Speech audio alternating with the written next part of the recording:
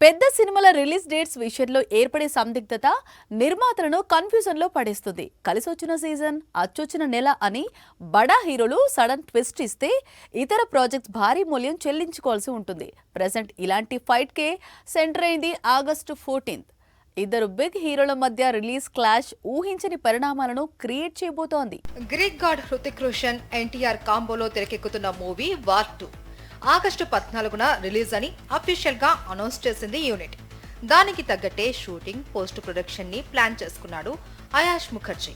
అయితే ఈ సినిమాకి పోటీ ఇచ్చేందుకు బరిలో దిగుతుంది రజనీకాంత్ కూలీ. జైలర్ కు అచ్చు వచ్చిన ఆగస్టు సెంటిమెంట్ ని కూలీకి అప్లై చేయాలి అని మేకర్స్ డిసైడ్ అయినట్లు తెలుస్తోంది. కూలీని తక్కువ అంచనా వేయడానికి లేదు. కేవలం ఫస్ట్ లుక్ పోస్టర్లతోనే విపరీతమైన బజ్ ఏర్పడింది.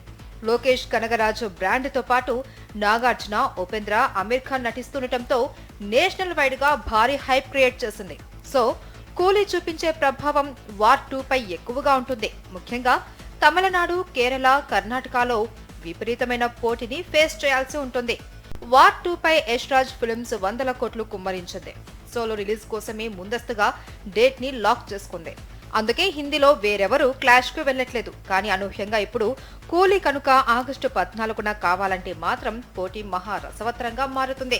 మరి తలైవా ఎంట్రీతో వార్ 2 రిలీజ్ స్ట్రాటజీలో ఏమైనా మార్పులు వస్తాయేమో చూడాలి.